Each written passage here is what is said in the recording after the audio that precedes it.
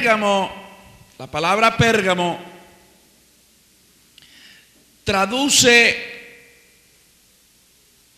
compromiso matrimonial y alta cerradura o cerradura lujosa. Esas dos traducciones tiene la palabra Pérgamo. Compromiso matrimonial y cerradura lujosa o alta cerradura. Exactamente traduce alta cerradura.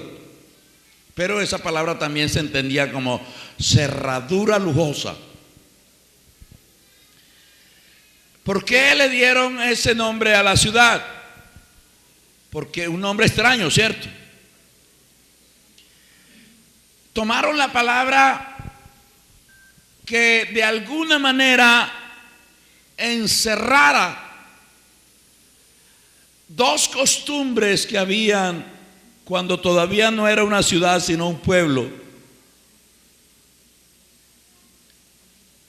¿Cuáles eran esas dos costumbres? La primera de ellas era que las personas que estaban de noviazgo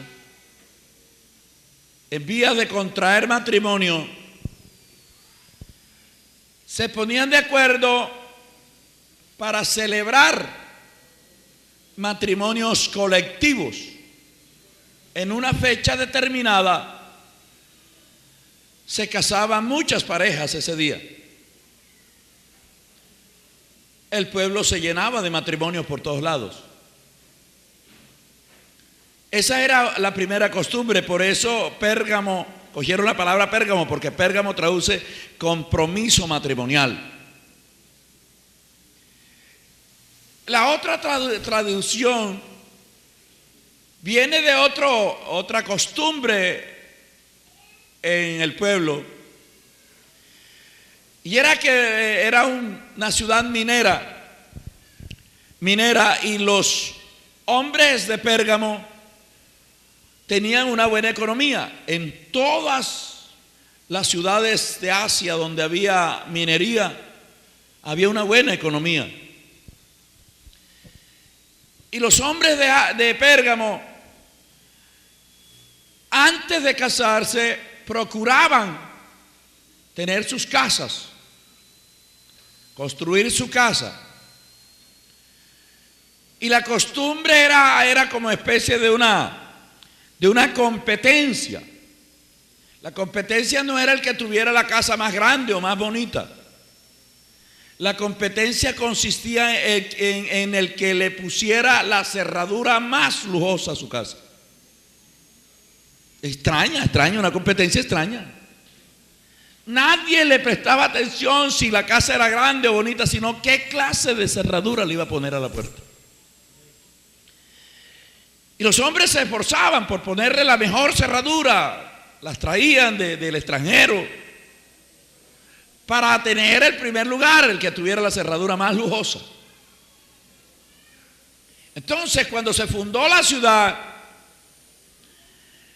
se buscó la palabra adecuada que en su significado encerrara esas dos costumbres. Y la palabra ideal fue Pérgamo. Y por eso le dieron ese nombre a la ciudad. Pero quien le dio el nombre a la ciudad nunca se imaginó que le estaba dando un nombre inmensamente profético a la ciudad. El que le puso el nombre a la ciudad no tenía nada que ver con el Evangelio, porque fueron ciudades que se establecieron mucho antes de que Jesucristo naciera. Pero por esta razón se escogieron esas 7, le escogió el Señor esas 7 congregaciones.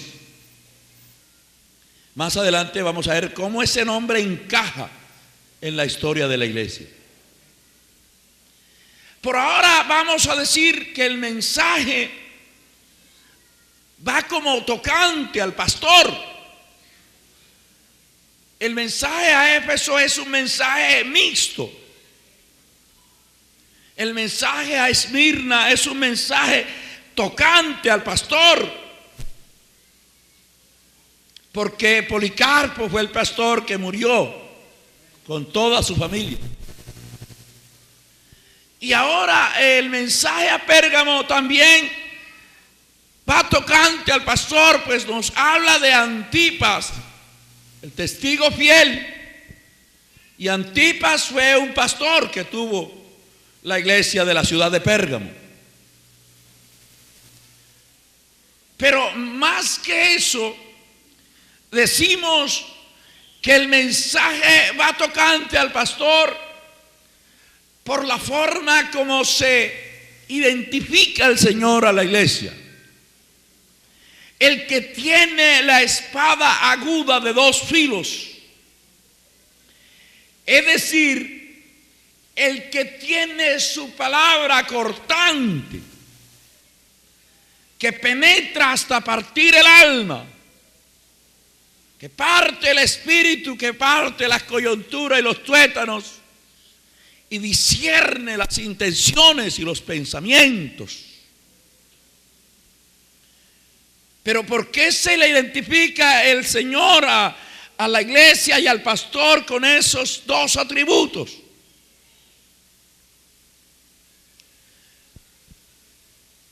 Porque en la ciudad de Pérgamo había el templo más grande en toda Asia, que tenía la imagen del dios Esculapio.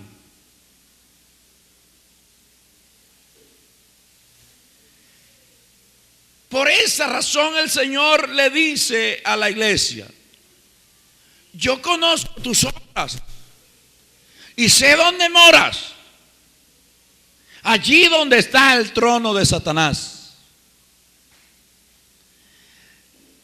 Y ayer dijimos que donde está la iglesia del Señor congregada no entra demonios. Y hoy lo ratifico. Pero el mensaje está diciendo que la iglesia estaba ubicada allí donde Satanás tenía su trono. Y entonces, ¿cómo hacemos? Sencillamente no era que la iglesia moraba donde estaba el trono de Satanás, sino que el trono de Satanás estaba en la ciudad donde estaba la iglesia de Pérgamo. Por lo que les estaba comentando.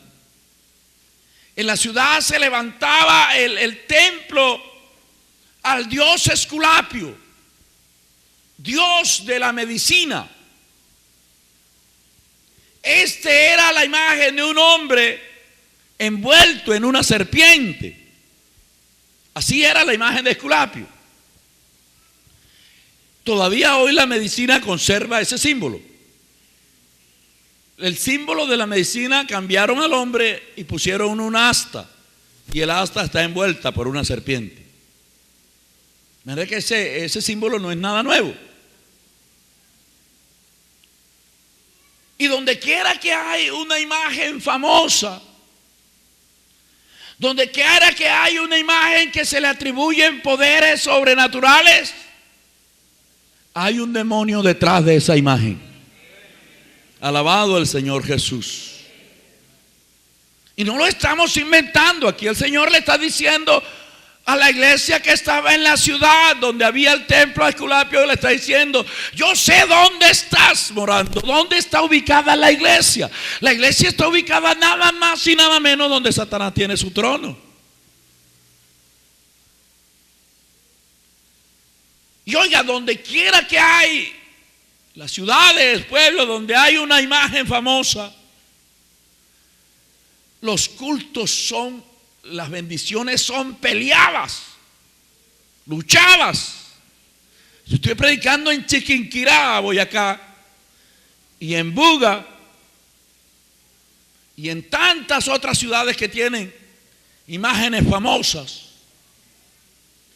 Y oiga, El pastor de Chiquinquirá, desde las 6 de la tarde, usted lo ve caminando en el altar y reprendiendo toda obra de las tinieblas, toda idolatría, reprendiendo para que a las 7 de la noche ahí esté la gloria de Dios presentándose en medio de la iglesia. Y a uno le causa admiración que desde las 6 usted lo ve paseándose en la... Y me dice, hermano, esto aquí es luchado. En la ciudad de Popayán, la iglesia pentecostal abrió una obra y duró 20 años con unos cuantos creyentes. Yo estuve predicando allí. Y la iglesia casi cierra la obra en Popayán. Y para que en Popayán el evangelio prosperara, Dios tuvo que permitir un terremoto. La ciudad se vino a tierra en un terremoto y hoy hay 12 iglesias en la ciudad de Popayán.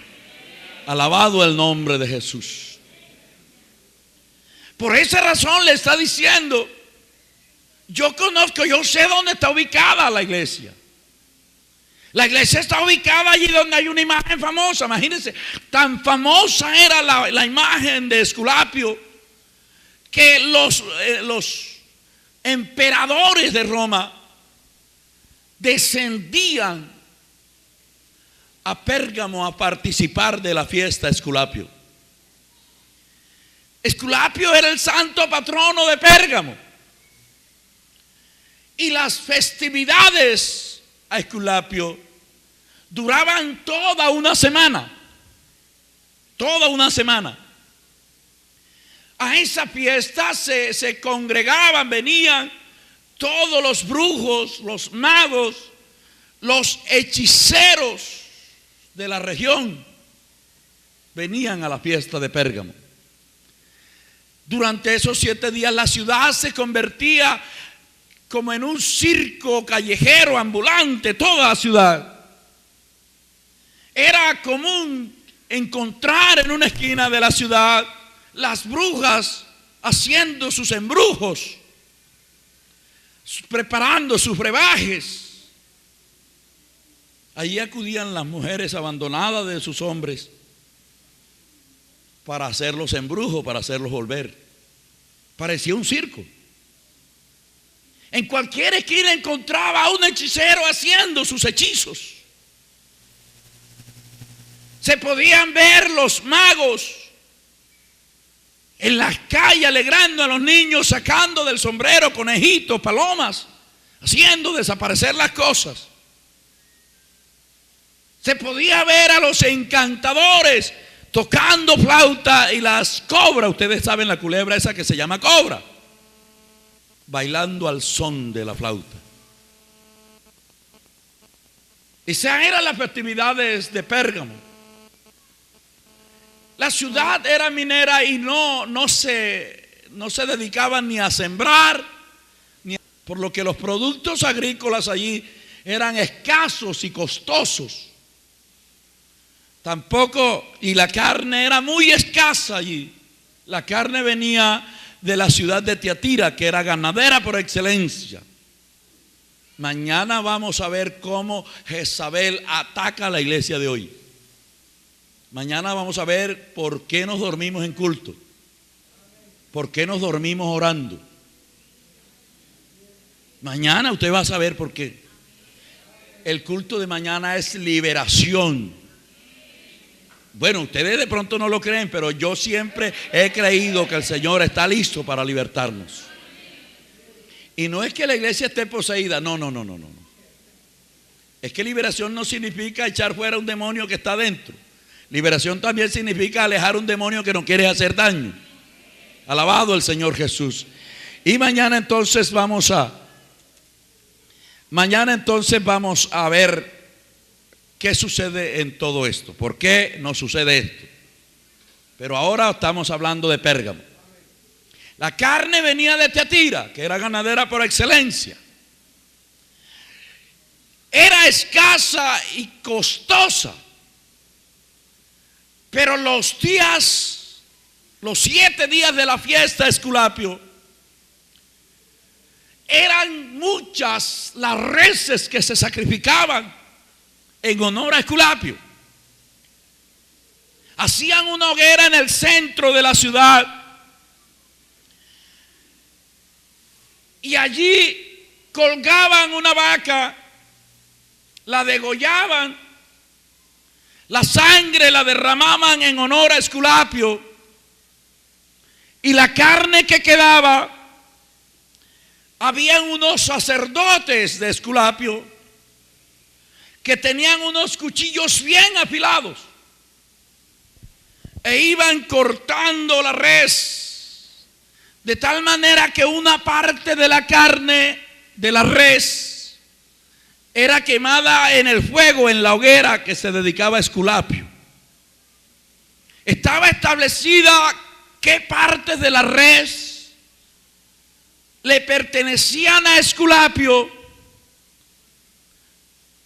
y los sacerdotes iban cortando precisamente por donde había que cortar, y esa carne la echaban al fuego en honor a Esculapio, y el resto de la res, lo que quedaba, hacían que el pueblo, que los ciudadanos hicieran una fila casi interminable e iban cortando pedazos de carne grande y se lo daban a las personas diciéndole: coma carne gratis esta semana porque el dios Esculapio le da a comer carne gratis. Esa era la festividad. Aparte de la fiesta se comía carne gratis y abundante, porque todos los días eran cientos de reses que sacrificaban en honor a Esculapio. En el día sacrificaban reses a Esculapio, en el día los brujos hacían sus brujerías públicamente, los hechiceros hacían sus hechicerías, los encantadores ponían a bailar las serpientes y los magos hacían las delicias.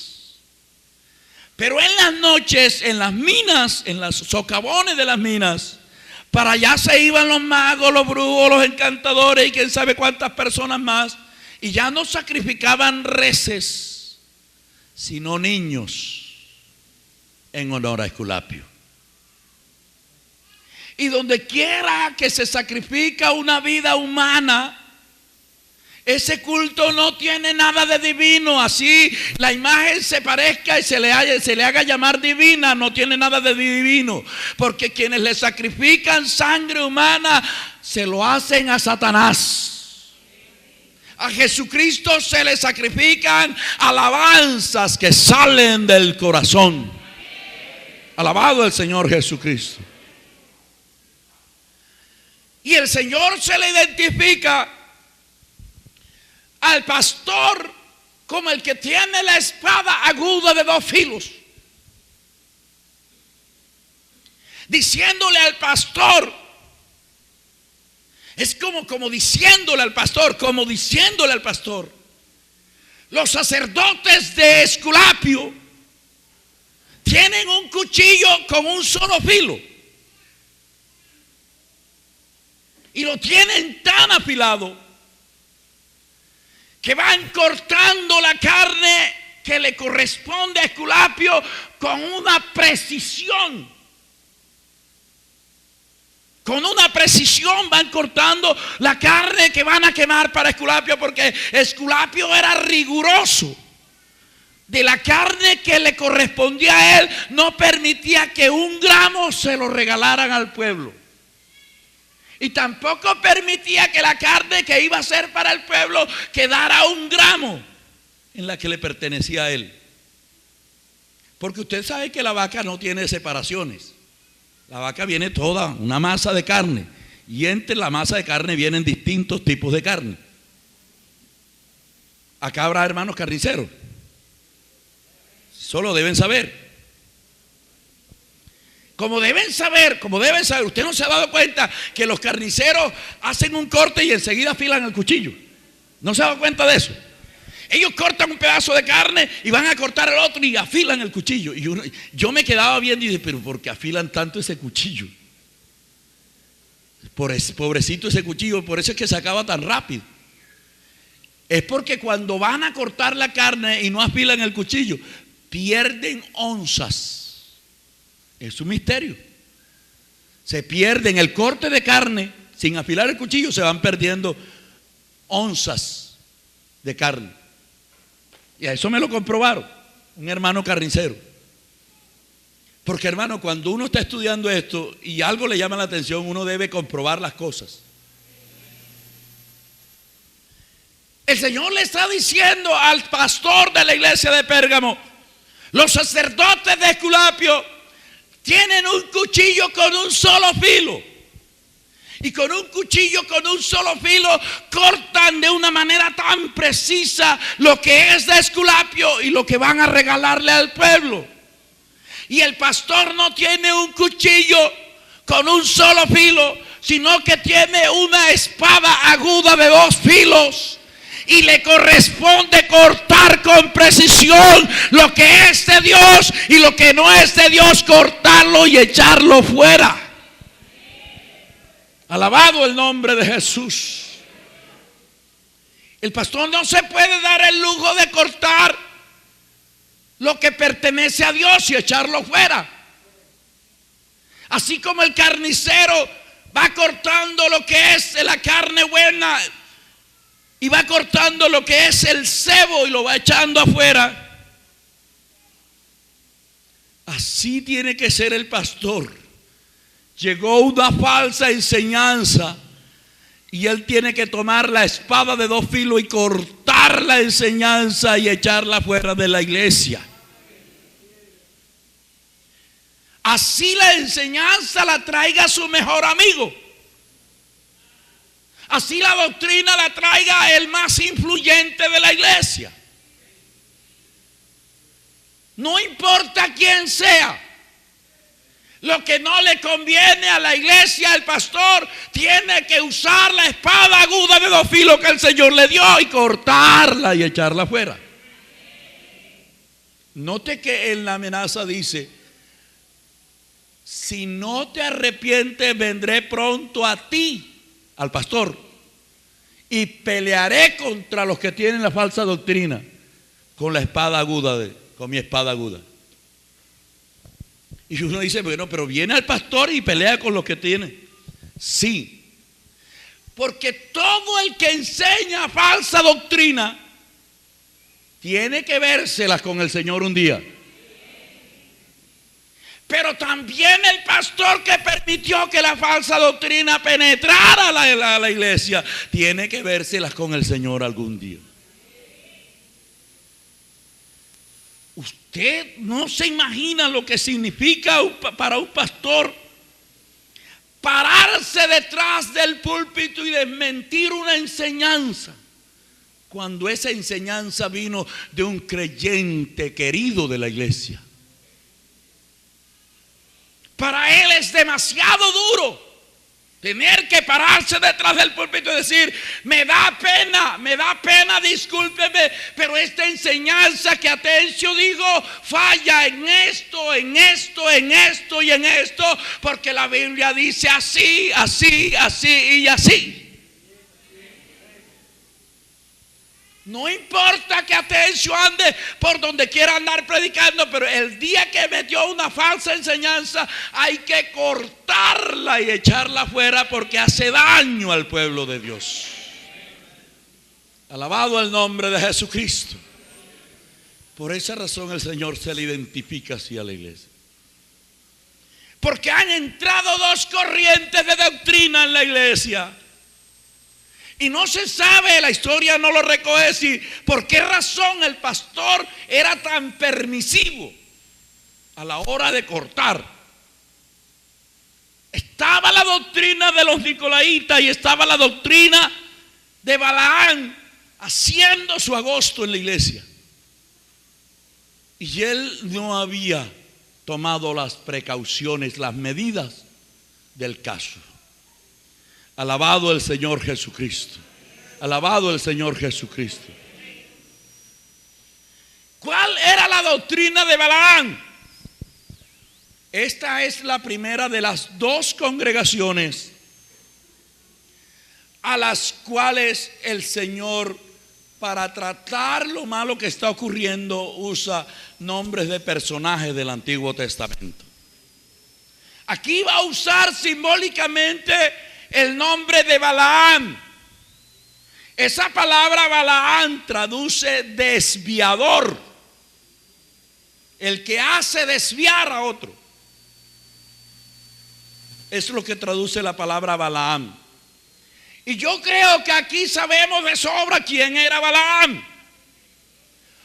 Un profeta gentil que yo no entiendo por qué invocaba a Jehová. Sabía invocar a Jehová y Jehová le respondía. Es que no todo el que invoca al Señor es del Señor. Eso es lo que tenemos que tener presente, que no todo el que invoca al Señor es del Señor. Él mismo, Jesucristo mismo lo dijo: no todo el que me dice Señor, Señor entrará al reino de los cielos. Este hombre sabía cómo invocar a Jehová, sabía cómo componer el sacrificio para ofrecerlo y que el Señor le respondiera. Todos aquí sabemos. Vamos a omitir un poco la historia, vamos apenas los puntos importantes. Balaam es contratado por el rey Balac para que maldiga al pueblo de Israel. Note que contrata a uno que conoce a Jehová para maldecir al pueblo de Jehová. Porque es que Satanás sí es bruto. Con el respeto de la audiencia, no de Satanás, no de la audiencia. Solo a Satanás se le ocurre que en el nombre de Jehová maldigan al pueblo de Jehová. ¿Sí se da cuenta de eso? Pues algo así está sucediendo en estos tiempos.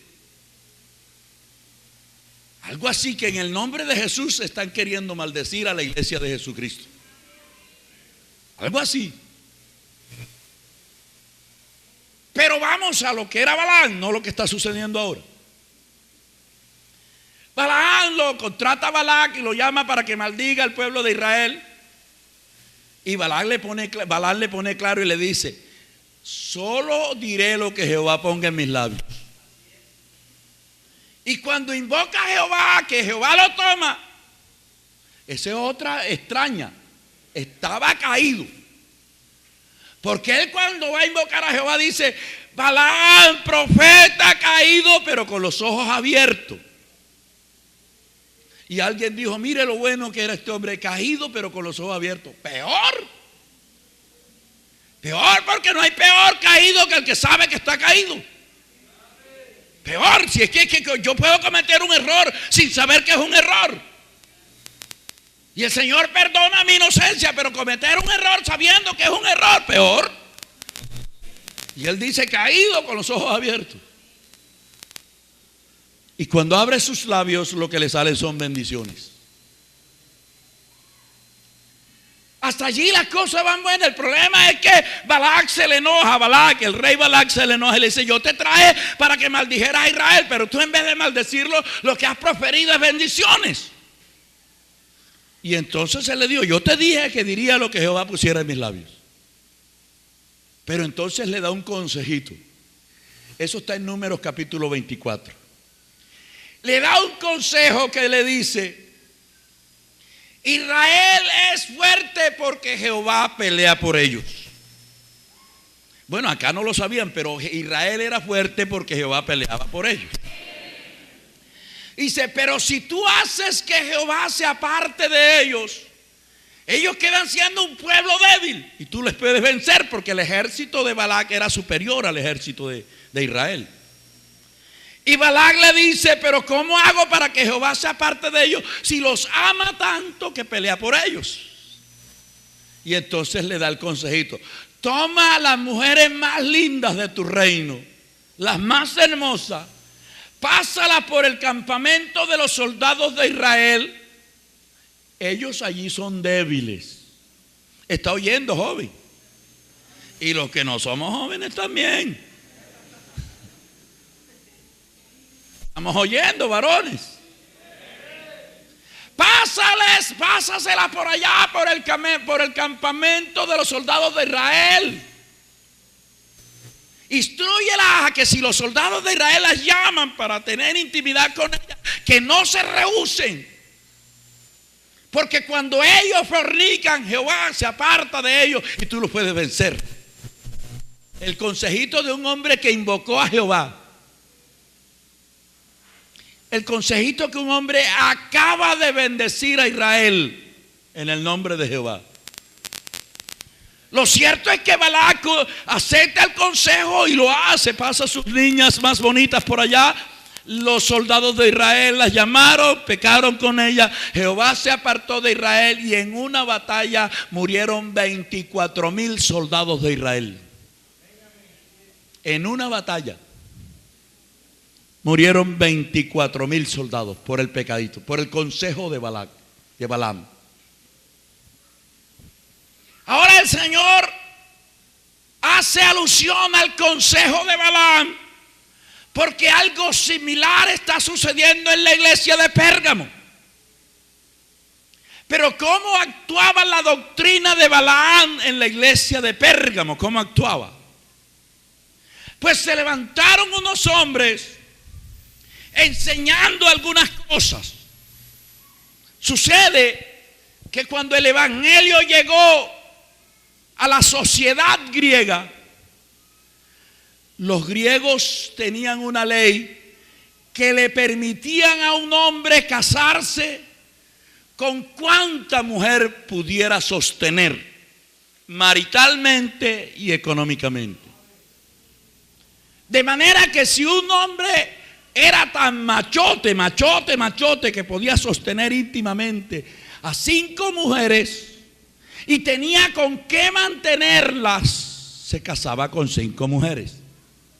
Y no era que se casaba con una, la dejaba y se casaba con otra y la dejaba. No, se casaba con todas. Casado con una, se casaba con otra y la mujer la tenían tan humillada que las ponían a vivir en la misma casa a las 5. Sí. Eso era algo así como que el hombre llegaba a las 5 de la tarde a la casa, metía la mano en un saquito, sacaba un número y decía: hoy le toca la número 4.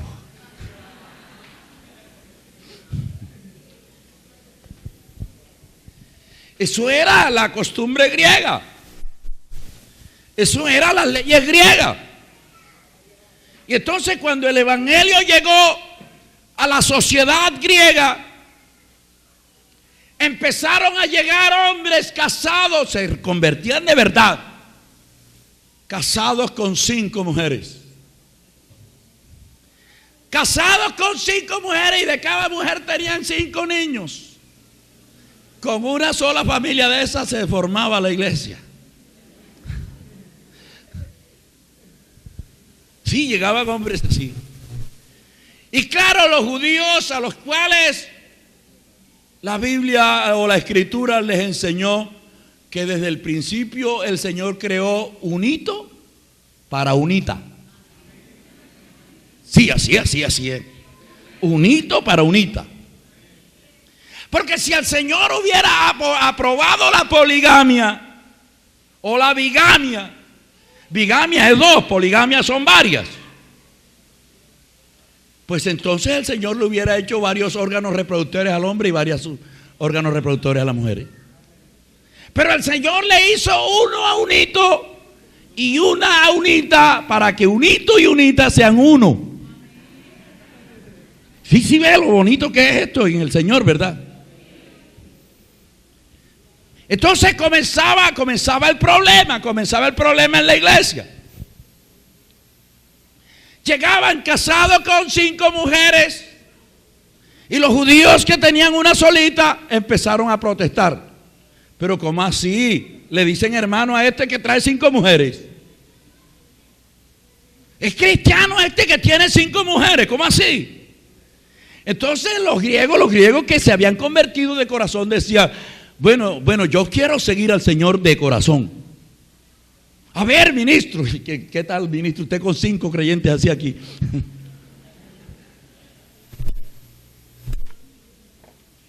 A ver, pastor, anciano, estas son mis 5 mujeres. Estoy casado con ellas. ¿Cuál es la ilegal? ¿Cuál es la legal? ¿A cuáles tengo que dejar? Si todas estaban casadas con el hombre. Entonces surgió la buena idea de decir, la primera que se casó contigo es la legal. Y ellos decían, listo, me quedo con él. Me quedo con Juana, que fue la primera. Las demás me perdonan, pero quiero servir al Señor. Entonces ella decía Petronita y decía Rocío, yo sin esposo no me quedo. Yo estoy legalmente casada con él. Y sin esposo no me quedo. Qué problema, ¿cierto?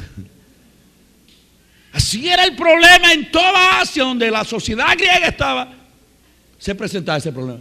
Entonces, a raíz de eso hubo un concilio en Jerusalén. Yo no sé si lo han leído en la Biblia, en Hechos de los Apóstoles. Parece que no.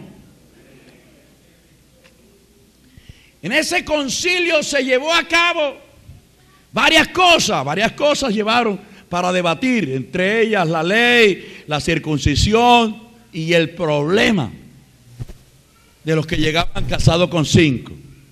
Entonces los apóstoles, de una manera muy seria, analizaron el asunto y terminaron por decir a los gentiles, déjenlos en paz. Déjenlos en paz. El que llegó casado con 5, déjenlo con sus 5. Pero de aquí en adelante, el que se case en el Señor, que se le aplique cuál es la voluntad de Dios. ¿Cuál es la voluntad de Dios? Vuestra santificación, le explicó Pablo a los tesalonicenses. ¿Y cuál es la santificación? Que cada uno sepa tener a su propia esposa en santidad y en honor. Y no en pasiones de concupiscencia como los otros gentiles que no conocen a Dios, porque la enseñanza de Balaam en Pérgamo, ¿sabe qué decía? Le decían a los jóvenes que estaban para casarse, mire, la iglesia tiene que respetar las leyes. La ley griega le permite al hombre casarse con cuanta mujer puede sostener. De manera que ustedes pueden casarse 2 y 3 veces. Ahora, el apóstol Pablo le escribió a Timoteo diciéndole que solo los pastores y los diáconos eran los que tenían que ser maridos de una sola mujer. A los creyentes rasos no dijo nada. ¿Se da cuenta cómo entraba ahí la fornicación? Pero a los creyentes rasos no les dijo nada. Y se levantó otra enseñanza. Usted ojalá lo buscara en la historia para que vea la enseñancita esa. El cuerpo de mi esposa es mío y mi cuerpo es de mi esposa. Con tal de ser feliz con mi esposa, yo puedo utilizar cualquier orificio que ella tenga en su cuerpo. No voy a decir palabras, ustedes entienden.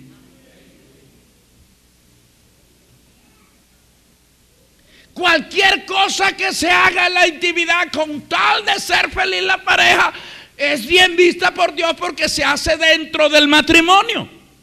Era la enseñanza de Balaam en Pérgamo. Pero Pablo escribe a una sociedad griega en Tesalónica y le dice: la voluntad de Dios es vuestra santificación. ¿Y en qué consiste la santificación? En que cada uno sepa tener a su propia esposa en santidad y en honor, y no en pasiones de concupiscencia como los otros gentiles que no conocen a Dios. De manera que los que usan todos los orificios del cuerpo de su esposa lo usan allá donde no conocen a Dios. Allá cuando no conocíamos a Dios, hacíamos toda clase de inmundicia en la intimidad. Pero ahora que venimos a la santidad, la Biblia nos está diciendo que el acto íntimo debe ser en santidad y en honor. Poquitos amén, pero bueno. Y como si esto fuera poco, el escritor a los hebreos les manda a decir: el matrimonio es honroso. Honroso es en vosotros el matrimonio y el lecho íntimo, la intimidad. Pero ¿cuándo es honroso? Cuando no se mancilla.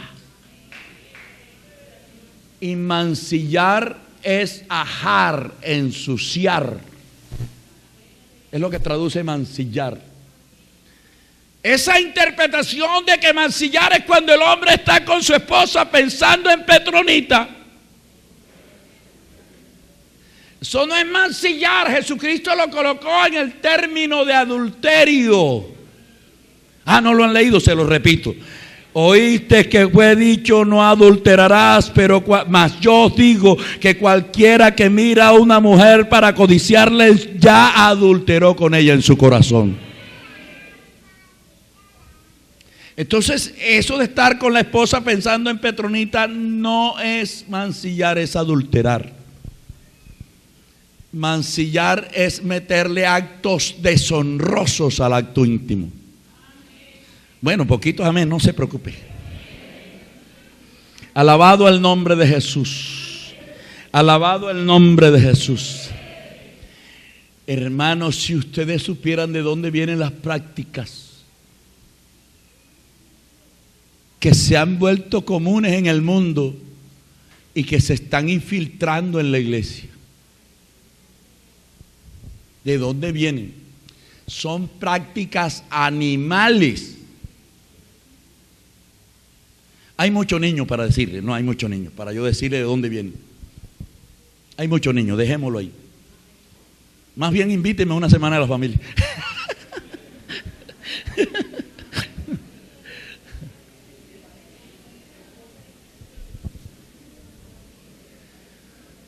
Sí, ¿de dónde vienen esos actos fuera del lecho legal, del lecho honroso? ¿De dónde viene? ¿Cómo nacieron en la humanidad? ¿Cómo nacieron? ¿Por qué surgieron? Y oiga hermana, no se vaya a ofender, pero fueron las mujeres. Hoy me perdonan las mujeres, pero fueron las mujeres las que lo iniciaron. ¿Y por qué lo iniciaron las mujeres? Porque los hombres fallamos en la intimidad. Ellas nos propusieron, bueno, a mí no, a los antiguos.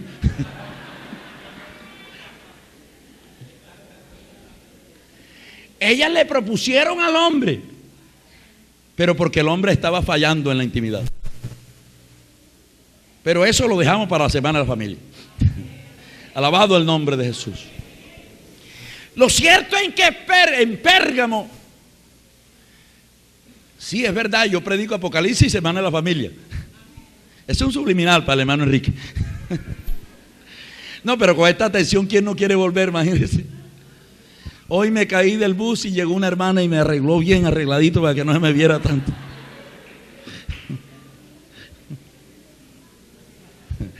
Alabado el Señor Jesucristo. Le estoy muy agradecido a la hermana que lo hizo.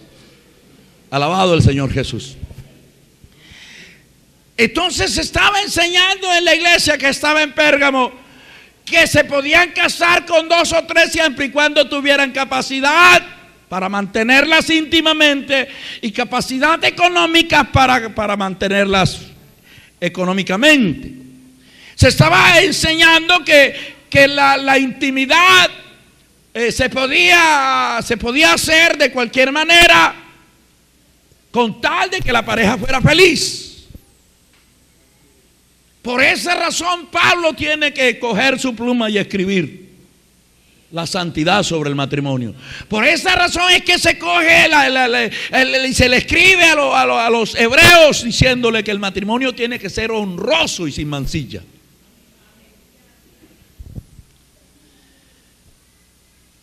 Esa era la enseñanza en Pérgamo. Y no se sabe si era porque los que la estaban enseñando eran amigos del pastor o eran influyentes y el pastor no había hecho nada por cortar esa enseñanza que le estaba haciendo daño a la iglesia. La otra enseñanza, la otra doctrina que había, era la doctrina de los nicolaitas. Y oiga, hermano, en Éfeso no era una doctrina establecida. En Éfeso eran los hechos, lo que hacían, las obras de los nicolaitas. Eran unas acciones apenas. Pero ya en Pérgamo ya no es unos hechos aislados, ya es una doctrina establecida. ¿Y cómo operaban los nicolaitas en Pérgamo? El Señor también le llama nicolaísmo a lo que le voy a contar. Cuando se comenzó a predicar el evangelio en toda Asia, allí se aceptaba la esclavitud. Existía la esclavitud. Y entonces se convertía un esclavo al Señor Jesucristo. Y llegaba a la iglesia y hacían colectas. Y cuando ya tenían cierta cantidad, iban donde el amo de ese esclavo y le compraban la libertad. A veces se convertía un amo, un hombre adinerado que tenía esclavos de él. Y cuando ya el hombre se afirmaba en el Señor, la iglesia le decía: hermano, vea, ahora ha llegado a un sitio, a una sociedad donde todos somos libres. Acá en el evangelio no hay esclavos. De manera, hermano, que usted mira a ver qué va a hacer. Entonces ellos decían: pero si no hay esclavos y hay que darle libertad a mis esclavos libres, son libres. Y le daban la libertad a los esclavos. Y era algo bueno, hermoso. Entonces, ¿qué sucedía? El mismo Señor Jesucristo lo dijo: a quien se le perdona más, ¿qué dijo? Más agradece. Resultado, los esclavos al verse libres, los esclavos al verse ya sin ese peso de esclavitud, ni él, ni la mujer de él, ni sus hijos, se entregaban de corazón al Señor. En agradecimiento se entregaban en cuerpo y alma a Jesús. Y en este camino, extrañamente, prospera no el que tiene plata, sino el que se humilla más. Así es aquí, así es aquí. Así es aquí. Pues el apóstol Pedro dijo: humillaos bajo la poderosa mano, que él os exaltará cuando fuere tiempo. Entonces comenzó la cuestión, los esclavos buscando de Dios, los esclavos buscando al Señor, buscando. Y empezaban los esclavos a ser bendecidos por Dios. Comenzaron los esclavos a subir al púlpito, a dirigir, a enseñar, a ser líderes. Y los ex amos en la banca sentados. Y claro, como los esclavos no le daban estudios, los esclavos ni siquiera les enseñaban a leer. Ustedes lo saben. Pero cuando los esclavos se convertían al Señor y se hacían libres, aprendían a leer leyendo la escritura del Señor. Pero oiga, el que viene del vulgo se le nota, así sea en la mirada.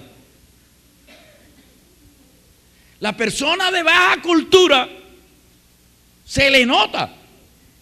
Si no, mírenme a mí.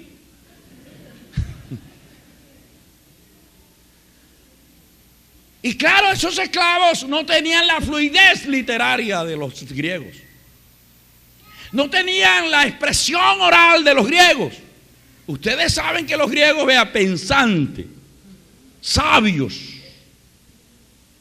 Entonces, ¿qué sucedía? Un amo, ex amo, que había salido de las mejores universidades, que tenía una fluidez de palabras, que tenía unos conocimientos impresionantes, sentado en la banca, y el ex esclavo que acababa de aprender a leer en la escritura predicando.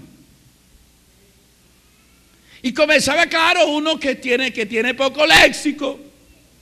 A veces mete la palabra bajar cuando tiene que decir subir.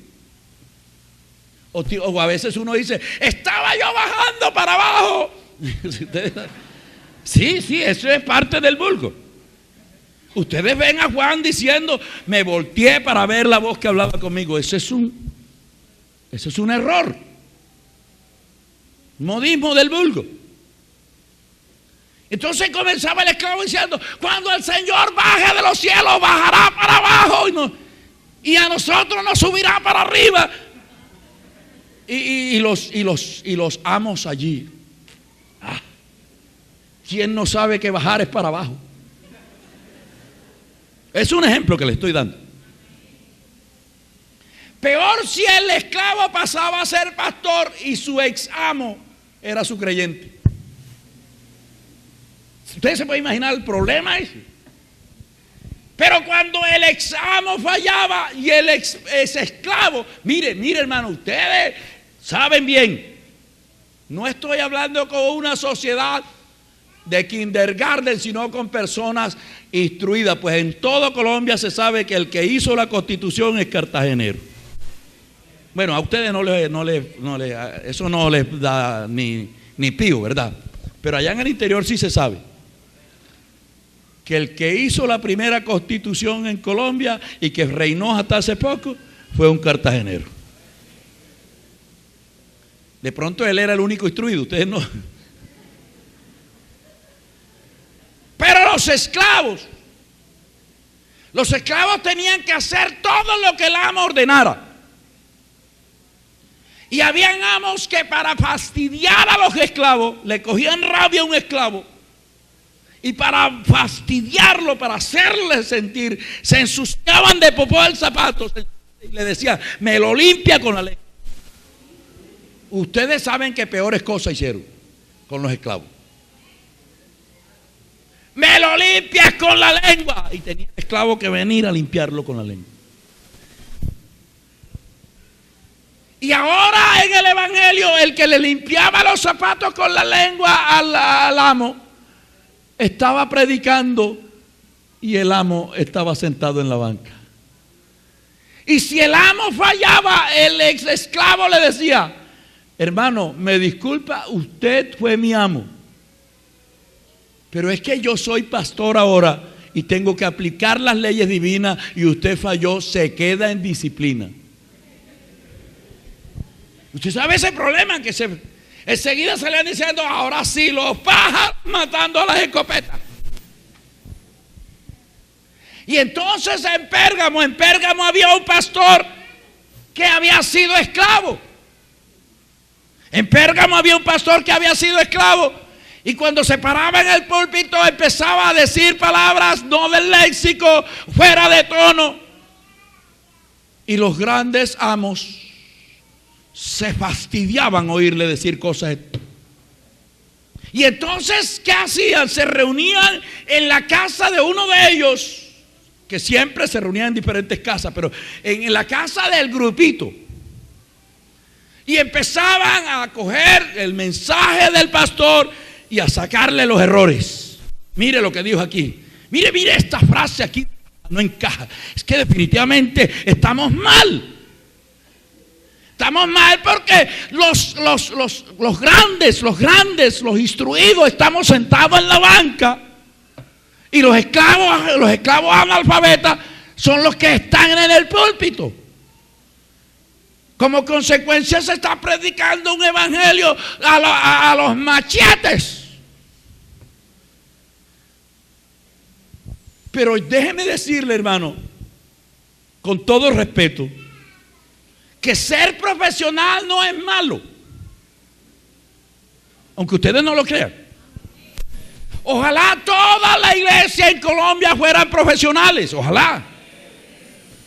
Es que en este camino no se sube porque eres profesional. En este camino no te usa el Señor porque eres profesional. En este camino se sube bajándose. Entre más te bajes, más te usa el Señor. Alabado el Señor Jesús. El día de Pentecostés, El día de Pentecostés, saque la cuenta, estaba Zaqueo, que era contador público, estaba Mateo, que era contador público, estaba Nicodemo, que era de la Corte Suprema de Justicia, estaba Lucas, que era médico, y quién sabe cuántos profesionales más había el día que descendió el Espíritu Santo en aquellos 120. ¿Quién sabe cuántos profesionales había? Quizás más de 10.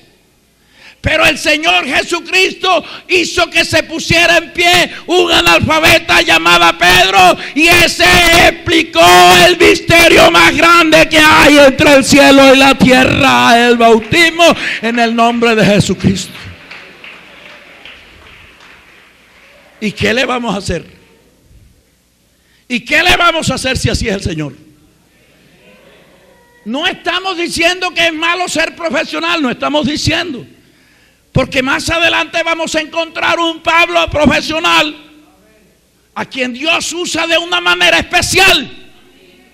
Pero ¿por qué Pablo es usado de una manera especial? Porque Pablo coge todos sus títulos profesionales, los machuca y los tira a la caneca de la basura diciendo: no me interesa, me interesa la excelencia de Cristo.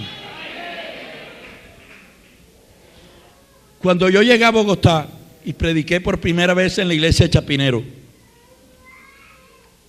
pasaron muchos al altar, pero entre los que pasaron al altar pasó un hombre con un traje impecable, de un corte muy elegante.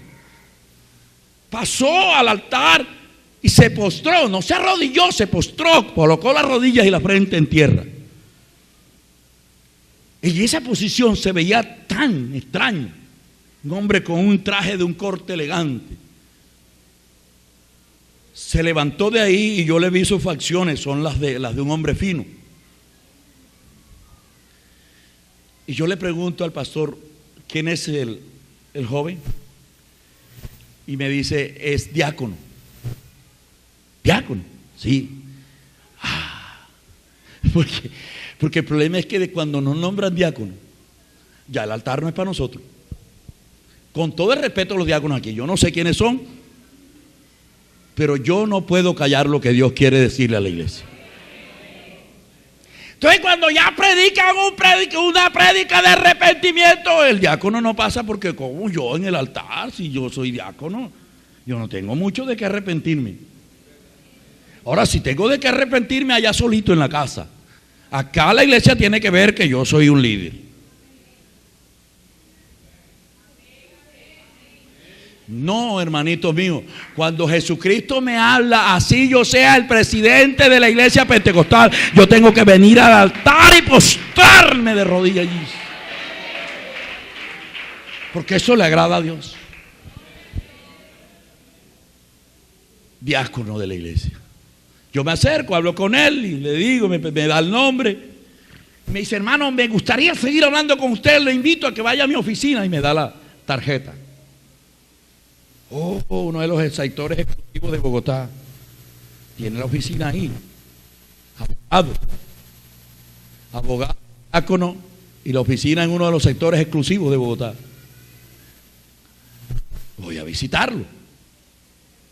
Subo al piso donde tiene y esa oficina parecía un hotel, y comienzo a hablar con él. Tiene una cantidad de posgrados así, ¿verdad? Y ya no pude más. Yo le dije: hermano, usted me tiene a mí, ¿cómo le digo? Asombrado. Asombrado, sí.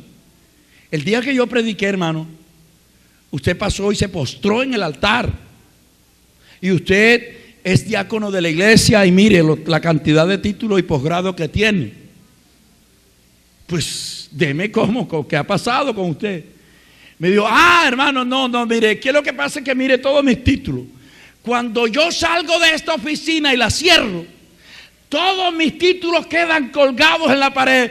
Y cuando yo llego a la iglesia, soy un hombre necesitado de la voz de Dios. Y cuando la voz de Dios llega a mi corazón, no me importa, yo me despojo y me postro delante de Él.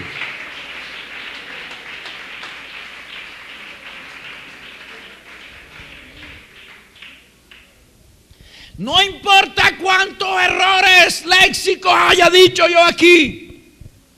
No importa cuánta redundancia haya dicho. No importa que mis palabras les corte la R, que les corte la S. No importa. Tú no mires eso. Tú mira qué es lo que el Señor te está diciendo esta noche y agárralo para ti y sácale provecho a eso. Porque es que el problema se nos presenta que cuando viene un hombre que tiene gran predicación, se llena la iglesia y eso es buenísimo. No estamos en contra de que la iglesia se llene, ojalá hubiera gente allá. Pero que cuando le toque al hermano de aquí, al hermano que por primera vez va a predicar, también sepa que cuando se paró aquí, voz de Dios es lo que trae. Voz de Dios es lo que trae. Y algo me dice el Señor por boca de él. Algo me va a decir el Señor por boca de él. Alabado el Señor Jesucristo. Entonces la doctrina de los nicolaitas en Pérgamo menospreciaba a los que no eran letrados. Menospreciaban. Pero has de saber que con letras y sin letras, el Señor solo mira el corazón de cada creyente. Eso es lo que el Señor mira. Y no estamos en contra de que sean profesionales. Ojalá, mire, ojalá todos seamos profesionales. Pero que cuando lleguemos a los pies del Señor, todos esos títulos estén por el suelo. Estén por el suelo. Porque si los títulos terrenales van a estar colgados, note que se cuelgan más arriba de la cabeza de uno. ¿Se ha dado cuenta? Los títulos que nos dan en la universidad se cuelgan más arriba de la cabeza de uno. Simbólicamente usted está diciendo que su título lo está aplastando a usted. Usted termina siendo esclavo de su título. Y es un título terrenal. Es un título que cuando la persona se muere apenas queda que era titular, que era abogado, que era doctor, era. Pero hay un título que da Jesucristo. Ese título se llama vida eterna. Y cuando lleguemos al cielo, ese título nos lo vamos a quitar y se lo vamos a poner a los pies de Él diciendo: esto es más grande que tú. Yo no sé si lo han leído. Yo no sé si lo han leído. Los 24 ancianos tienen una corona que es simbólica. No es que usted allá vamos a andar con una semejante corona que va a pesar más que nosotros. Es simbólica. Son galardones. Son galardones. Y ojalá, mire, un solo galardón, por pequeñito que sea, que te da Jesús, es más grande que todos los títulos que da la universidad. Uno pequeñito. Y los 24 ancianos que simbólicamente representan a la iglesia toman los títulos que les dio el Señor, los atributos que les dio el Señor, lo toman y le dicen: esto que tú me diste, estas grandes virtudes que tú me diste, estos galardones tan grandes que son, pero están debajo de tus pies, Señor, y son del Señor y están por debajo de los pies del Señor. ¿Cuánto más un título que da la universidad? No estamos menospreciando los títulos de la universidad. No me malinterprete. Solamente queremos exaltar la grandeza del que te tomó para que seas grande en el reino de los cielos. Por eso es que algunos teólogos dicen que la doctrina de la unidad es nuevecita. Que la doctrina de la unidad es nuevecita, que eso surgió cuando la Reforma. No, cuando la Reforma volvió a la iglesia a predicar públicamente que Jesucristo es Dios, pero esta doctrina del bautismo en el nombre de Jesucristo y de creer que Jesucristo es el único Dios verdadero viene desde Pentecostés. Desde allá viene esta doctrina. Pero oiga cómo el enemigo atacó a la iglesia. ¿Cómo atacó a la iglesia? Con el pretexto de defender la doctrina de la unidad, se levantaron unos y dijeron: no hay nada que discutir. ¿Por qué discuten tanto si la Biblia, la palabra escrita es clara? Jesucristo es verdadero Dios. Y todos dijeron: amén. Jesucristo es verdadero hombre. Amén. Y como Jesucristo es verdadero Dios y verdadero hombre y nació de María, entonces María pasa a ser la madre de Dios. ¿Se da cuenta de ese ataque? No quisieron defender la doctrina de la unidad, sino que quisieron meter el título Madre de Dios en la iglesia. Y ya sabemos de dónde viene el título Madre de Dios. Ya sabemos de dónde viene. Los adoradores de Semiramis, que todo el tiempo han existido, llegaron a la iglesia por ley, a ser cristianos por ley, pero en su corazón traían a Semiramis y su imagen de reina con el niño en sus brazos. Entonces tenían que buscar cómo meter ese título para que fuera adorado en la iglesia como un título.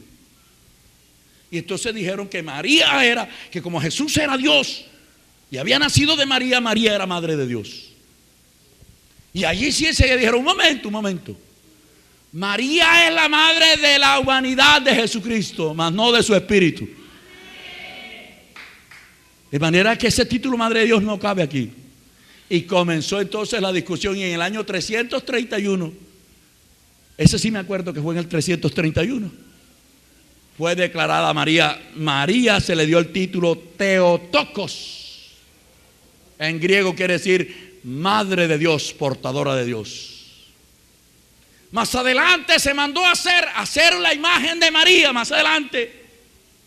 Y extrañamente, la imagen que hacen de María es la imagen de Semiramis.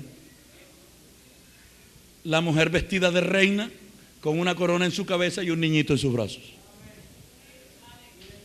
Que extrañamente, y usted ve, hermano, búsquenme una diapositiva donde compara las fechas católicas del marianismo.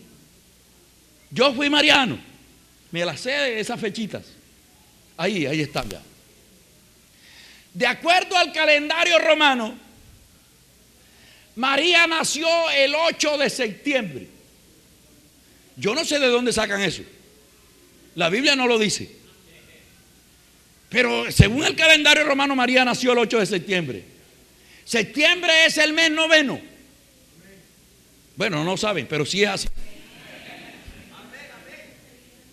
Semiramis, en el mes noveno del calendario de Sinar, se declaró madre de Dios. Perdón, nació Semiramis. Nació Semiramis. Según la tradición, María le fue anunciado que iba a tener un hijo el 25 de marzo es. 25 de marzo. Yo no sé de dónde sacan eso. Esa fecha la dieron para ajustar diciembre como el nacimiento de Jesús. Pero bíblicamente se puede establecer que Jesucristo no nació ni en octubre, ni en noviembre, ni en diciembre. Ninguno de esos 3 meses nació eso. Además, cuando usted escoge la fecha en que el ángel le anunció a Zacarías. Cuando usted escoge la fecha en que el ángel le anunció a Zacarías el nacimiento de Juan el Bautista, usted va a la historia, al calendario hebreo, no romano, hebreo. Va buscando la fecha en que le tocaba oficiar a Zacarías, y va a encontrar que Jesucristo nació entre julio y agosto. Y eso no es que nos los imaginamos, eso es que por la fecha del calendario hebreo vamos sacando el tiempo en que le tocaba a Zacarías ministrar en el templo.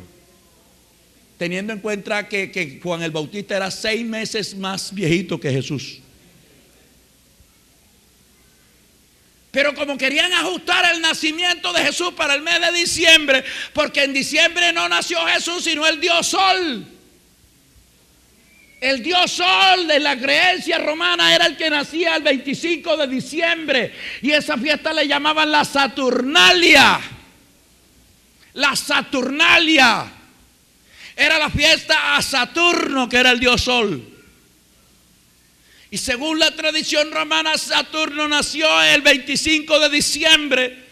Y había que festejarlo desde el 24, la víspera había que festejarlo. ¿Y cómo lo festejaba? Le compraban zapatos y calzado nuevo a sus hijos y ellos se compraban zapatos y ropa nueva. Zapato y calzado es lo mismo. Zapato y ropa nueva.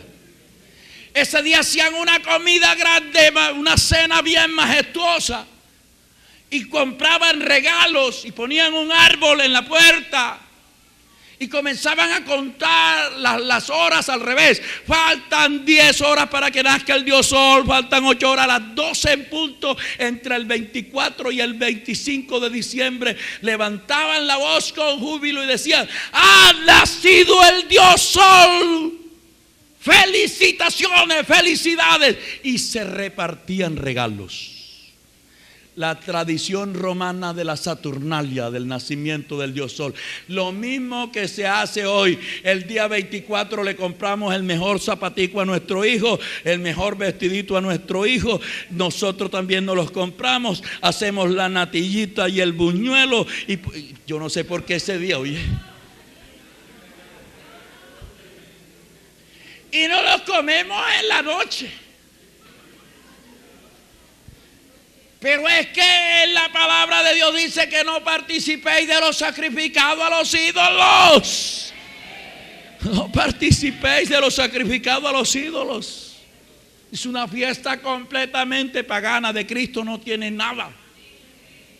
Yo no sé por qué ese día es que mandamos aguinaldo, si así lo hacían los romanos.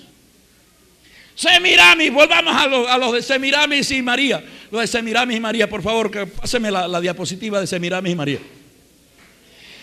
Según María, el ángel le anunció el 25 de marzo. Y Semiramis en el mes tercero, que viene siendo marzo en nuestro calendario, anunció que ella era madre de Dios y reina del cielo. Según la tradición, María se purificó. La purificación de María sucedió el 2 de febrero, según la tradición. Se purificó del parto. En el segundo mes del calendario de Sinar, Semiramis mandó a hacer su imagen. ¿Cómo comparan una cosa con otra? Según la tradición romana, el 15 de agosto María no murió. María salió así el cielo abierto y bajó una nube, la envolvió y ascendió en cuerpo y alma al cielo. La tradición dice eso. No me diga que yo fui mariano. La asunción se llama eso. La asunción. Una nube bajó, la envolvió y se la llevó en cuerpo y alma al cielo. En el mes octavo murió Semiramis. Sus adoradores la enterraron a escondida. ¿Y sabe lo que le dijeron al pueblo? Nuestra madre reina no ha muerto, sino que su hijo, el rey de los cielos, envió una nube, la envolvió y se la llevó en cuerpo y alma al cielo. Semiramis, estamos hablando de Semiramis. Lo mismo dijeron de María. ¿Se da cuenta cómo una cosa? Oiga, hermano, y con todo respeto, dicen adorar a María, dicen honrar a María, pero ¿de qué manera la honran? El día de María empiezan a tirar cohetes para arriba, a reventar pólvora como si María fuera minera. Sí. O como si María fuera militar, que le gusta la pólvora. Ahora verá, toman la imagen de María y la montan en cuanto carro viejo hay, carro viejo y carro nuevo, en las mulas, en los carros, como si María fuera gasolinera. Sí, hermano, estoy tratando de explicarle las incongruencias de los que adoran a María. Que supuestamente, mire, el día de María lo que menos le paran bola a María, le paran bola es al traguito. Por allá encontré, venía bajando de la montaña del Cauca, venía bajando esos abismos y encuentro una pobre María sin cabeza. La María de los de ellos. Y yo le dije, ve, ¿qué le pasó a esa María? Y me dio, Señor, le voy a contar para que usted trate con más respeto. Se desprendió de la montaña una piedra e iba a caer sobre un bus. Y María, la santa esta María, metió su cabecita y le pegó a la piedra, y la piedra le voló la cabeza a María y no le cayó al bus.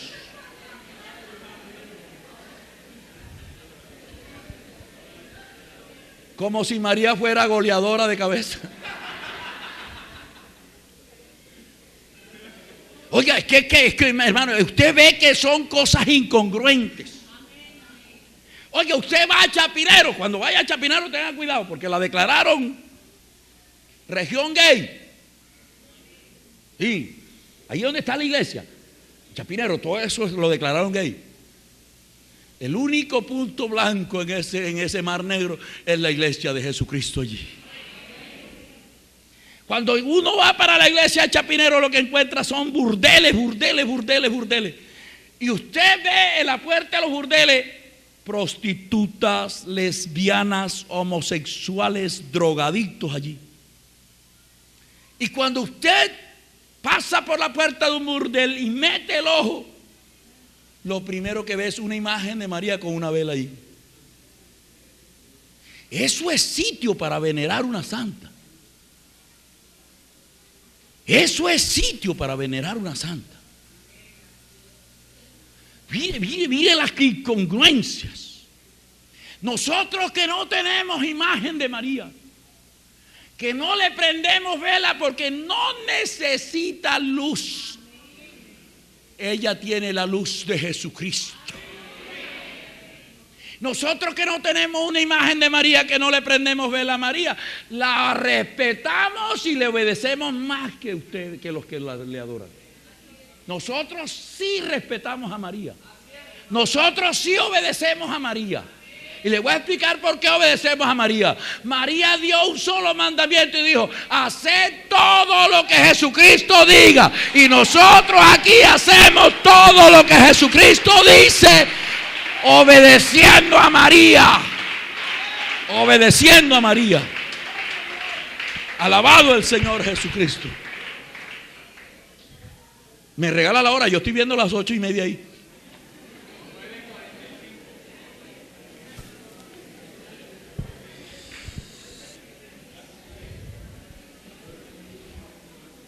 Ya vamos a terminar, no se preocupe. Ya vamos a terminar, no se preocupe. Me disculpan, hermano. Me disculpan por abusar de su tiempo. Pero me parece, no se ha movido nadie. Mira, eso indica que la iglesia está recibiendo la enseñanza.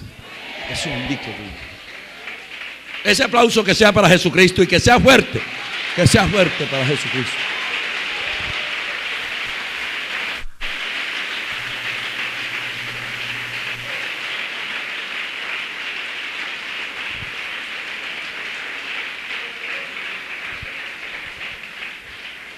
Ahí está viendo usted en la diapositiva los textos que hablan de Semiramis, de la reina del cielo, el título de María. Jeremías 7:16. Tú pues no ores por este pueblo, ni levantes por ellos clamor, ni oración, ni me ruegues, porque no oiré. ¿No ves lo que estos hacen en las ciudades de Judá y en las calles de Jerusalén? Los hijos recogen la leña, los padres encienden el fuego y las mujeres amasan la masa para hacer tortas a la reina del cielo y para hacer ofrenda a los dioses ajenos, para provocarme a ira. Se da cuenta que había un título, reina del cielo, que le provocaba ira al Señor. Y le sigue provocando ira ese título. Jeremías existió. Cuando Jeremías vivió, faltaban 500 años para que naciera María. Faltaban 500, más o menos 500 años para que naciera María, y ya había una imagen con el título reina del cielo. Lo que le ha dicho que ese título no es de María. Ese título es de un Dios ajeno, de una idolatría. Alabado el Señor Jesucristo. No sé si ustedes quieren que les hable de la recompensa para los vencedores. La famosa piedrecita blanca. Bueno, vamos a ver con la autoridad ¿Qué dice? La autoridad ha dicho que sí. Así que hermanos, tranquilo hermano, ya de verdad perdónenme. Al que venciere le daré a comer del maná escondido. Y sale una religión diciendo que el Señor cogió un tarrito de maná de ese que cayó del desierto y lo tiene en el cielo esperando que nosotros lleguemos para comer de ese maná. Falso, porque cuando nosotros seamos transformados no necesitamos comer. Falso, porque ese maná se podría del día siguiente. Y si está ya guardadito debe estar bien podrido, bien hediondo. Esa es una visión muy corta de lo que quiere decir ahí. Cuando dice que le daré a comer del maná escondido, Jesucristo mismo, Él se calificó como el maná que descendió del cielo. Dice, yo soy el pan vivo que descendió del cielo. Dijo Jesús, Él. Dice, el que come mi carne y bebe mi sangre tiene vida eterna, permanece en mí y yo permanezco en Él y yo le resucitaré en el día postrero. Entonces, comer del maná es comer de la carne y de la sangre de Jesucristo. Y en este momento, cuando comemos la carne y bebemos la sangre de Jesucristo, cuando nos administran Santa Cena, y cuando nos administran Santa Cena, ese acto simbólico nos prepara para entrar al reino de los cielos. Entonces, cuando dice que nos dará a comer del maná escondido, ¿qué es lo que está diciendo? Nos hará partícipes de su vida eterna. ¿Sabía usted que Él es eterno? Él murió y resucitó para nunca más morir. Para nosotros la vida eterna ahora mismo está escondida. Porque ahora mismo nosotros morimos físicamente, está escondida. Pero cuando Jesucristo venga y resucite a los muertos y nosotros seamos transformados, entonces lo que estaba escondido se glorificará en nosotros y nosotros seremos eternos como Él es eterno. Eso es lo que quiere decir el maná escondido. Cuando habla de la piedrecita blanca, le daré una piedrecita blanca. Y en la piedrecita escrito un nombre nuevo, el cual ninguno conoce sino el que lo recibe. Alguien dijo que ese era el nombre de Jesucristo, que nos iban a dar allá el nombre de Jesucristo. Yo no sé a quién se lo van a dar en el cielo. A mí me lo dieron el día que me bautizaron. Allí me dieron ese nombre. Y no me lo dieron en una piedrecita blanca, sino en la frente, grabado con grabadura de sello. ¿Sabes qué es grabadura de sello? Como la marca del ganado. Así fue impregnado aquí el nombre de Jesucristo. Tú no lo ves, pero Jesucristo sí lo ve. Otro dijo que la piedrecita blanca era el Espíritu Santo. Pero también fallan, ¿por qué? Porque la Escritura dice que no, ese nombre nuevo no lo conoce nadie, sino el que lo recibe. Y yo sé lo que tú sientes cuando estás hablando en lengua, porque yo también hablo en lengua. Yo sé lo que sintió el hermano cuando recibió el Espíritu Santo, porque yo también lo recibí. Entonces no encaja. Y si allá es donde vamos a ser sellados con el Espíritu Santo que estamos recibiendo aquí. Si en el cielo es que vamos a ser sellados con el Espíritu Santo, entonces ¿qué estamos recibiendo aquí? Entonces no encaja. Pero vamos, esa es una falta de conocimiento de las costumbres antiguas. Los antiguos tenían varios usos para esas piedrecitas. Por ejemplo, un oriental tomaba el calendario e iba marcando con las piedras blancas las fechas memorables. El día que nació mi hijo, el día que me bautizaron en el nombre de Jesucristo, el día que recibí el Espíritu Santo, el día que tomé Santa Cena por primera, lo marcaban con una piedrecita blanca. Y también los días de luto, los días malos, los marcaban con una piedrecita negra. El día que murió mi mamá, el día que me fue mal en el negocio, lo marcaban con una piedrecita negra. Vamos a explicarlo y después aplicamos. Sí, después aplicamos. Otro uso que tenía la piedrecita blanca y negra era en los estrados judiciales. Se llevaba a una persona, se le acusaba, los acusadores lo acusaban, el defensor trataba de defenderlo y el juez oía la causa. Cuando el juez tenía que dar veredicto, no decía lo encontré culpable o lo encontré inocente, sino que tenía dos piedrecitas allí, una blanca y una negra. Si levantaba la piedrecita negra, culpable y debe morir. Entonces, y se va libre. Segunda. La tercera era, se usaba en su vestidura. Esa piedrecita la usaba en una parte de su vestidura que se llamaba el pectoral del juicio. En ese pectoral, dentro de ese pectoral era como especie de un saquito, de una mochilita. Dentro de ese pectoral iba una piedrecita blanca, transparente. Esa piedrecita recibe el nombre de Urim y Tumim. Urim y Tumim, creo que lo han leído. Y su nombre Esas dos palabras hebreas quieren decir Urim, luz, Tumim, perfección. Es decir, que lo que llevaba aquí era luz y perfección. Aquí, eso. Cuarta y última, ya aplicamos. Ya nos vamos. Apenas faltan 2 horitas. La cuarta, se usaba una piedrecita blanca, y aquí es donde más se encaja la Biblia. Se usaba una piedrecita blanca para honrar un huésped de honor, para honrarlo. Por ejemplo, yo invitaba al hermano Samit a mi casa, lo aprecio y le quiero demostrar ese aprecio. Yo le invitaba a mi casa a comer, y antes de que él llegara a mi casa yo buscaba una piedrecita blanca. No era cualquier piedrecita, era una piedrecita fina, una piedrecita blanca. Y en la piedrecita yo grababa el nombre que para mí significaba la amistad de Samir. Es decir, si la amistad de Samir a mí me parecía que me producía fidelidad, que él era un amigo fiel, yo le colocaba en la piedrecita fidelidad. Y con las letras de fidelidad le hacía un acróstico. Todo en una piedrecita chiquitica. Si la amistad de él me parecía que era nobleza, yo le escribía nobleza. Y con las letras de la palabra nobleza le hacía un acróstico. De manera que cuando Samit llegaba a mi casa, yo lo esperaba en la puerta de la casa, le lavaba los pies, le daba un beso en el cuello que era símbolo de grande amistad, y sin que nadie se diera cuenta le colocaba la piedrecita en la mano. Eso no lo hacían como hoy, que como hoy las mujeres se besan y después que se besan.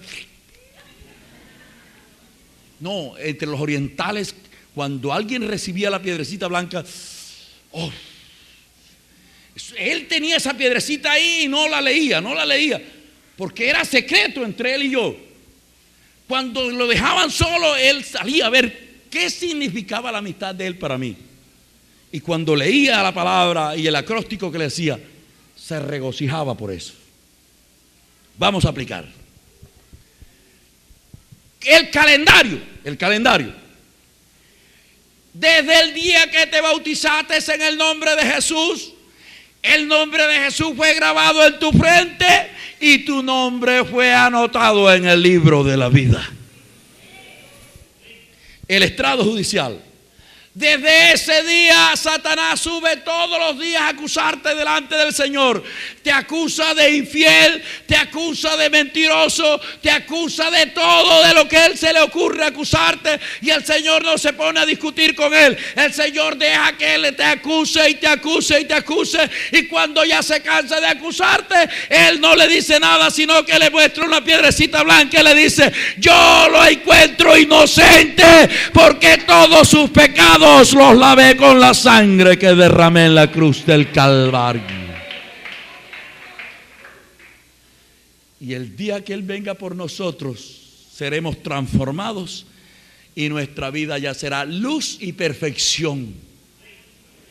Y cuando lleguemos al cielo, delante de los ángeles, nos presentará y nos dará un nombre nuevo a cada uno de nosotros. Ese nombre no lo conocerás sino tú y la boca del Señor. Y ese nombre va de acuerdo a tu trabajo en esta tierra. Seguro que si le has sido fiel a Él, de pronto tu nombre va a ser fidelidad. Si le amaste a Él con todo tu corazón, seguro que tu nombre a lo mejor es amor. De manera que esa es la recompensa para los que no hemos creído en ninguna doctrina ni ninguna imagen, sino para nosotros solo Jesucristo ha sido el único Dios. Hermanos, hasta aquí llegó la enseñanza de hoy. Hasta aquí llegó. Bendito sea Dios, bendito sea el Señor.